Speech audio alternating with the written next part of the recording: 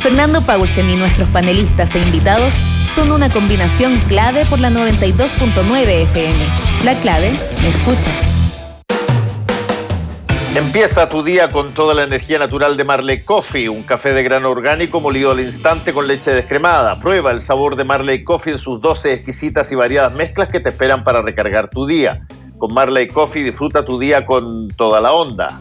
Ya estamos conectados con nuestros panelistas de este día martes. Karina Oliva, ¿cómo estás?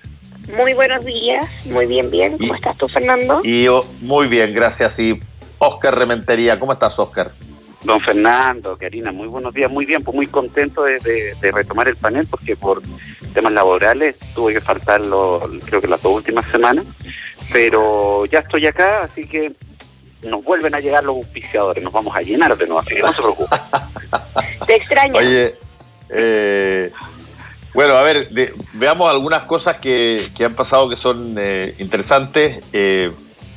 Ayer el Tribunal Constitucional finalmente generó su opinión respecto del segundo retiro del 10% presentado por los parlamentarios y lo declaró inconstitucional con un empate entre los miembros del tribunal y con el voto dirimente que vota 2 veces si es que hay empate.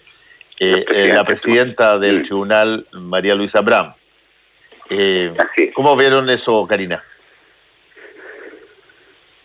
A ver, yo creo que es súper complejo lo que señala el tribunal porque yo creo que tiene 2 lecturas. Por una parte, que este retiro que se había ido al tribunal constitucional ya no va a seguir prosperando porque está declarado inconstitucional, pero por otra parte establece una base como norma de que cualquier proyecto de ley que quiera ingresarse de aquí en adelante respecto a el retiro de fondos por una situación catastrófica como la pandemia, van a ser inconstitucionales. O sea, creo que refleja un hecho o un efecto político legislativo más hacia el futuro que exclusivamente solo por el segundo retiro del 10%.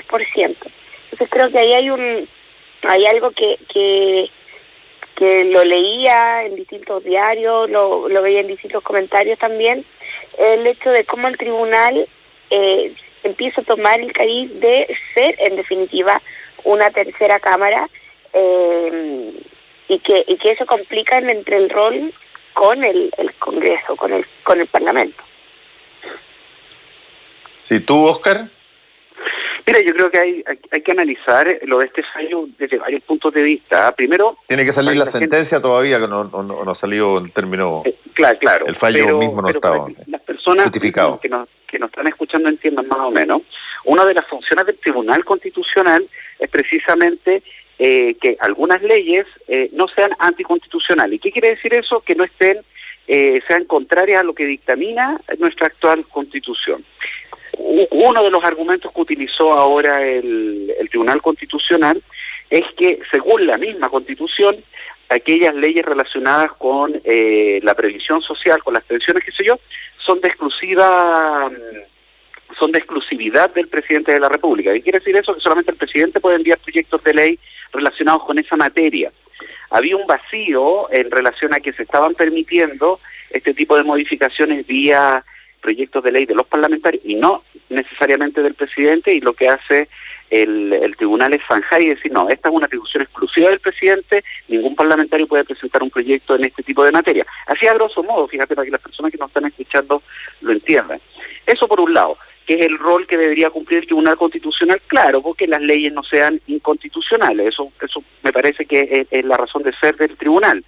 Por otro lado, yo creo que la reflexión es, bueno, estamos de acuerdo con que el presidente tenga tantas atribuciones que sean exclusivas, porque esa es una de muchas, ¿ah? Entonces yo creo que el debate tiene que ir claramente en relación a cuáles son las atribuciones que queremos que tenga el Ejecutivo y cuáles son las atribuciones que queremos que tenga el Parlamento, porque desde un punto de vista bien personal, yo creo que el retiro del 10% fue tremendamente positivo, no solamente para las personas, sino también para la economía. Eso es algo así, creo que hasta la Cámara de Comercio lo dijo. Así que desde ese punto de vista, y considerando el contexto en que estamos ahora, una pandemia terrible, 2 millones menos de empleo, etcétera, fue una buena medida que las personas utilizaran sus ahorros previsionales para poder seguir comiendo, pagando las cuentas y las deudas principalmente. Ahora, ¿que eso va a generar un daño previsional? Por supuesto que sí. Nadie que saque plata de la AFP puede pensar que el día de mañana va a tener más plata para las pensiones. Pues. Es absolutamente discordante. Pero eso va a ser una discusión del día de mañana. Ahora, ¿qué es lo que zanja también el tribunal? Es que de ahora en adelante más retiro producto de mociones del Parlamento ya no van a haber. Hay una iniciativa de un tercer retiro parlamentario que esa claramente se va a caer, no va a poder seguir fructiferando, y tampoco creo que el presidente vaya a poner la firma para que sí exista un tercer retiro de las AFP. Yo creo que lo que dio a conocer el Tribunal Constitucional es complejo en el sentido de que las atribuciones presidenciales tienen que ser puestas bajo la lupa y analizar efectivamente qué es lo mejor para el país. No estoy de acuerdo en que hay una discusión al respecto. Lo que parece medio curioso es que una reforma constitucional generada por quienes pueden hacer reformas constitucionales porque están facultados para ello, que es el Parlamento, por una mayoría abrumadora, sea considerada inconstitucional. Y por eso claro, es que va a ser interesante ver el contenido del fallo con los argumentos, digamos. Claro, es que los argumentos van a estar lo que se llaman los quórum, que es la cantidad mínima que se necesita de votos para poder aprobar.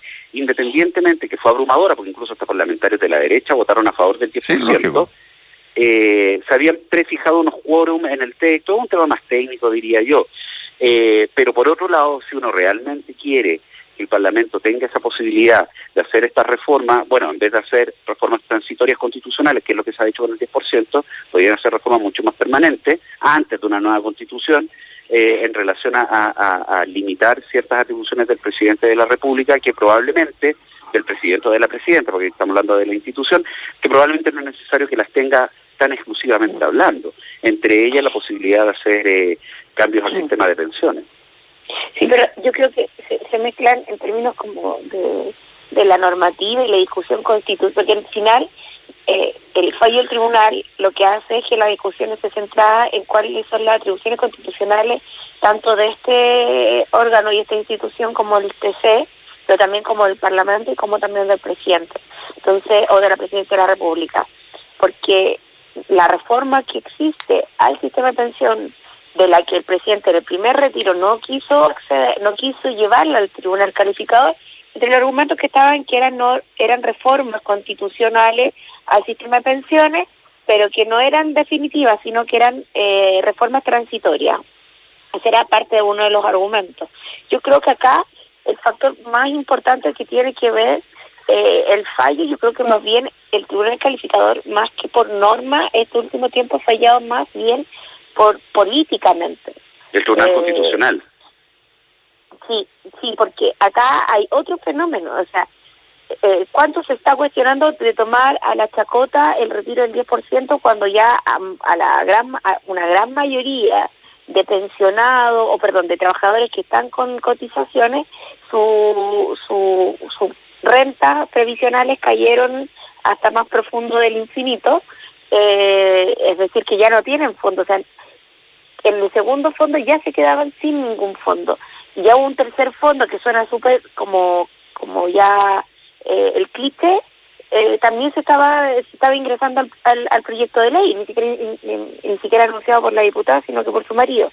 Entonces ahí creo que hay un fenómeno muy importante del TC, que yo creo que hay que tomarle atención, porque es paradójico que por una parte el presidente del primer proyecto no lo hubiese molestado y no lo termina tirando el TC, el segundo sí le incomoda, entonces lo tira el tribunal calificador, y el tercero lo ingresa a él, el tribunal calificador, el tribunal constitucional. El tribunal constitucional lo que hace en definitiva es no permitir el segundo retiro, pero al mismo tiempo decir que estas medidas son inconstitucionales. Entonces cualquier otra medida similar va a ser de manera inmediata declarada inconstitucional. Exacto, eso es finalmente lo que hace el tribunal en ese sentido. Por eso lo que... O sea, el famoso retiro, la mesa debe declararlo, la mesa de la Cámara debe declararlo inconstitucional inmediatamente. ¿Eso va a pasar? se va a caer, como se dice vulgarmente, se cae el proyecto. Pero es parte de la existencia, ojo, mira, a mí no tengo una postura especial sobre el Tribunal Constitucional. A mí yo sí me molesta la composición del tribunal, pero creo que un poder constitucional o judicial constitucional es importante y tiene que estar presente. Yo creo que está presente en todas las democracias de una u otra forma. Recordemos que hasta la reforma del 2005 era la Corte Suprema la que veía, si no me equivoco, los recursos de inconstitucionalidad de las leyes, hasta que se le entregó todas las atribuciones constitucionales al Tribunal Constitucional. E insisto, yo creo que todas las democracias, y tú, Fernando, corrígeme si me equivoco, todas las democracias tienen un poder constitucional, en algún poder del Estado o como un poder autónomo, para que efectivamente las leyes que se van aprobando en un Congreso no se contrapongan o no sean contrarias a lo que dice la Constitución que los está rigiendo. Cosa distinta es que a uno no le guste cómo se eligen los integrantes del Tribunal Constitucional, porque esa cuestión es puro cuoteo político. Ahí no hay ninguno que sea experto en derecho constitucional, una persona conocida internacionalmente que le haya puesto en ese cargo. Todos son parte de las negociadas que tienen todos los partidos políticos, de la izquierda a la derecha en el Congreso, para tener a esos representantes sentados ahí. El Tribunal Constitucional es uno de los tribunales del mundo que más ha excedido sus atribuciones, incluso superando la atribución de revisar la norma y decir sí, esta está bajo la norma constitucional, esta no está bajo la norma. No hay que olvidar que en una colegisló cuando modificó una norma, que era el aborto en 3 causales, y cuando se abordó el tema de la conciencia de los hospitales, de los centros clínicos. Entonces, la objeción de conciencia institucional. La objeción de conciencia institucional. Entonces ahí uno también se da cuenta que el problema del Tribunal Constitucional que tenemos hoy día no solo es cómo se elige, sino que hasta dónde están claras o nítidas y se aceptan atribuciones que tienen y que no tienen, porque este tribunal varias veces se ha pasado de la raya. Bueno, los tribunales constitucionales existen en muchas partes. En algunos casos la labor la cumple la misma Corte Suprema, como el caso de Estados Unidos, digamos, que es simultáneamente la última instancia de justicia, tanto penal como civil, y al mismo tiempo oficia de Tribunal Constitucional, viendo la constitucionalidad de los actos, digamos, y de algunas cosas. Pero en el caso nuestro, Oscar tiene razón en el sentido de que ya llevamos bastante tiempo todos sabiendo que los gobiernos se nombran candidatos al Tribunal Constitucional en una lógica bilateral que todavía continúa, de cierto cuoteo, y por lo tanto tú puedes presumir anticipadamente, con excepciones, como pasó en el caso del aborto de las 3 causales, que la mayoría que ahí hay va a inclinar el fallo automáticamente a un sector u otro, digamos. Y ahora hay una mayoría que se da, en este caso, por el voto dirimente de la presidenta del tribunal, que en este caso particular de lo que estamos hablando, del 10%, del segundo 10%, empataron en la votación regular, y el voto dirimente, que es el segundo voto al que tiene acceso solamente uno de los jueces, que es María Luisa Abraham, le dio la victoria, si se quiere, a el gobierno que había llevado el tema al Tribunal Constitucional. Y eso siempre causa ruido, particularmente cuando todos sabemos, como dice Oscar, que los nombramientos son nombramientos que tienen un componente a veces mucho más político que legal, que jurídico. Sí, pues recordemos que, si no me equivoco, uno de los últimos integrantes fue Cristian Letelier, que era diputado de la UDI, perdió la reelección, y al año siguiente pues, se presentó su nombre al Congreso Nacional para que fuera ratificado por el Senado, si no me equivoco. Cristian Letelier, que nunca había sido siquiera profesor ni ayudante de Derecho Constitucional, terminó en el órgano constitucional más importante del país. Entonces, ahí queda, y además que es una persona tremendamente homofóbica, entonces ahí te queda de manifiesto que un órgano tremendamente importante como es el Poder Judicial Constitucional no está compuesto por personas que sean expertas en este tipo de materias, sino que finalmente, muy bien lo decía Fernando, se va a dirimir de acuerdo a las sensibilidades políticas en mayoría que existen actualmente al interior de este tribunal. Y eso es lo que genera desconfianza. Porque obviamente si una ley sale mal hecha del Congreso, se les pasa a todos, porque todos somos seres humanos, todos nos podemos equivocar en la vida, se le pasa a todo el mundo, llega al Tribunal Constitucional dice, no, esta ley se contradice con el artículo 19, número tanto, bueno, claramente no puede una ley en contra de la Constitución estar rigiendo de manera libre. Distinto es cuando por una mayoría circunstancial, con una tendencia política, hacen una reinterpretación o a veces incluso una interpretación mañosa de una ley para cercenarla o evitar que esté en circulación nacional. Y eso es finalmente lo último que dije, lo que genera desconfianza en relación al Tribunal Constitucional y las atribuciones que pueda tener, que también definidas por la ley, fíjate, no también considera relacionados con la constitucionalidad de las leyes o incluso sobre la constitucionalidad de la aplicación de algunas leyes, no más allá de eso. Pero yo insisto, la forma en que son elegidos sus integrantes es lo que genera una tremenda desconfianza en la ciudadanía. Oye, a propósito, cambiando de tema, pero siendo más o menos en el mismo lugar, ¿vieron que hay otra situación que involucra, en este caso al ejército, por cerca de 3.000 millones, donde un fiscal ha estado llevando esto desde hace varios años y finalmente señaló que habrían más o menos 100 funcionarios que serían imputados, serían formalizados por, 800 militares activos. Van a ser formalizados 800 militares activos y retirados por un fraude dentro del ejército que excede a 3.000 millones de pesos, más o menos. Y esto lo está llevando un fiscal desde hace muchísimo tiempo, un fiscal regional de Aysén, Carlos Palma, y que alista esta formalización, donde aparentemente de lo que se trataba era que se usaban platas fiscales para pagar deudas privadas. Me sorprendió a mí la reacción que hoy día registran los diarios de uno de los abogados de las personas que están imputadas de esto, que dijo que sí, se habían hecho cosas que no correspondían, pero se hicieron por una buena causa, dijo, por una buena razón. En todo caso, yo no sé cuántos escándalos financieros más pueden soportar instituciones armadas o de carabineros para que, con platas fiscales, para que efectivamente haya una revisión de fondo de muchas de estas cosas. Y creo que este probablemente es la gota que va a realzar el vaso. Mira, lamentablemente, Fernando, esto deja de manifiesto una vez más, porque en este país la gran mayoría de las personas son súper buenas para tapar el sol con un dedo, pero esto deja de manifiesto una vez más que las Fuerzas Armadas o las instituciones castrenses tienen niveles de autonomía que son inaceptables en democracia. No puede ser que se estén robando la plata y que prácticamente no existan medidas de control para poder ser identificadas.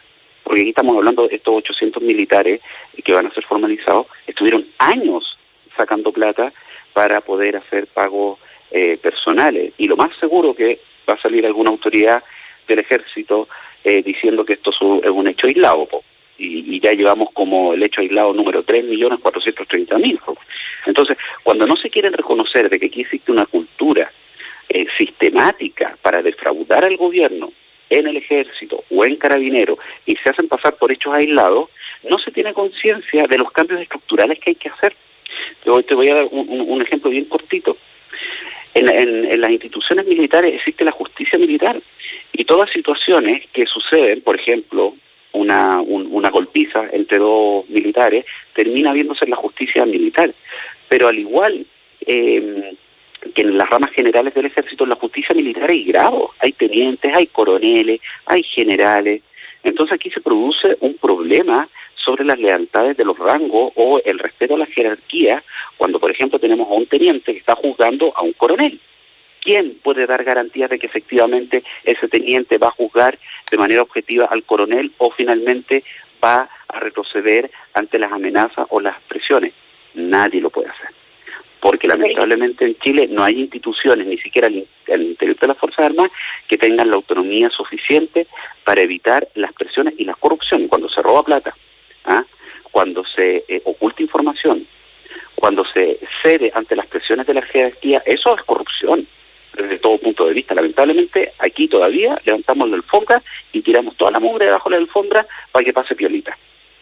Yo creo que no es solo tirar la mugre debajo de la alfombra, yo creo que aquí hay una lógica de querer mantener todo lo que es la institucionalidad castrense, policial, como en esta lógica de la excusa de la seguridad nacional. Entonces todo es secreto, todo es oculto, entonces nadie sabe lo que pasa. Entonces esa lógica de que nadie sabe lo que pasa, y puede pasar mucho, porque no está a la luz pública. Es una cosa, es toda la política de seguridad nacional, pero no puede ser que la política de seguridad nacional también sea los fraudes que hay reiteradas veces al Estado, al fisco. Y con esta lógica de decir, no, nosotros defendemos la patria, porque las Fuerzas Armadas son la patria, cuando al final ha habido una sostenidos delitos de corrupción al interior de estas instituciones. A mí me parece que no solo es grave, sino que denotan que en estas instituciones quedaron muy retrasadas en el siglo XX. O sea, no tienen mecanismos de mejoramiento institucional que modernicen y que no permitan estas situaciones ya de corrupción, porque las instituciones, al ir avanzando al ritmo que avanza, con las urgencias que pone la ciudadanía, con los estándares distintos democráticos que pone la ciudadanía, porque va avanzando, y estas instituciones se niegan a caminar al paso de la ciudadanía, evidentemente vamos a encontrar que cada cierto tiempo vamos a abrir la puerta y nos vamos a encontrar con un desorden, con corrupción, etcétera, etcétera.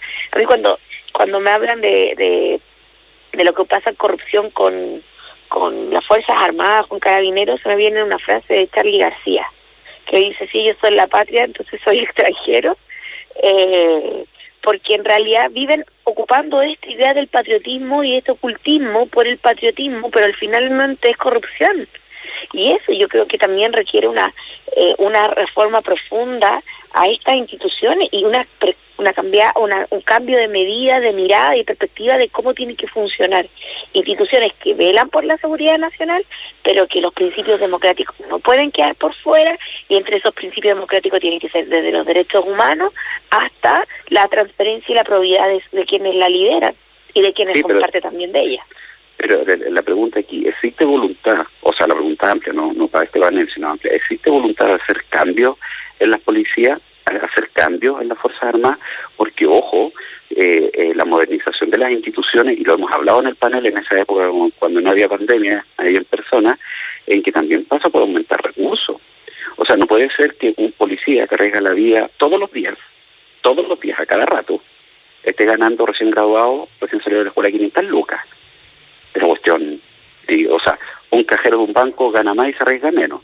Entonces, cuando queramos hacer reformas estructurales, por supuesto que le demos los estándares para las policías y las Fuerzas Armadas de sus integrantes, pero al mismo tiempo paguemos sueldos que sean acordes a la labor que ellos están desarrollando. Porque no puede, yo tengo varios amigos que son de las Fuerzas Armadas y de Carabineros, y me dicen que ellos están ahí a pie del cañón, aguantando todas las cosas que tienen que aguantar por la pensión, porque la pensión es buena. O sea, no están ahí por la pensión es buena, la salud es buena. Y la salud es buena, por eso están ahí. Entonces, yo te aseguro, Fernando, pasemos a las Fuerzas Armadas y a Carabineros al sistema de AFP, y el día siguiente hay renuncias masivas. Si estos tipos aguantan todo lo que les sucede, interna y externamente, al interior de la institución y fuera de la institución, porque están esperando la pensión. Pero no es justo en una sociedad democrática que evoluciona, que avanza, cuando se están pagando sueldos que no corresponden a la realidad. Yo insisto, seamos más exigentes con las policías, pero paguémosle lo que corresponde del sueldo, y así realmente vamos a bajar los niveles de corrupción. Pero incluso los derechos de pero llévalo a otras profesiones también. Eso me parece bueno el argumento tuyo, Óscar, pero me parece un argumento que vale para los profesores, vale para, por cierto, las personas que están en la primera línea de la medicina, vale los profesionales o las personas que de alguna manera cumplen una labor importante en términos académicos y que sin embargo le destinan cerca de 6, 7 años después de que salen de la universidad a pagar el crédito con aval del Estado. En general, el tema de los salarios, si tuviera plata, le entregaría, disculpa, o de los, pero el tema de los ingresos, yo creo que es un problema transversal en Chile, porque en Chile tenemos un gran problema en cuanto al trabajo, la relación del trabajo con los ingresos.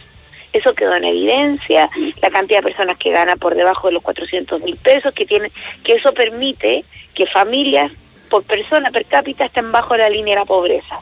Eso es un problema que existe, no solo en Carabineros, no solo en las Fuerzas Armadas, existen, no solo incluso en el mundo de la docencia. ¿Qué pasa con las personas que son esenciales, sobre todo en esta pandemia, que son aquellos que hacen la recolección de basura?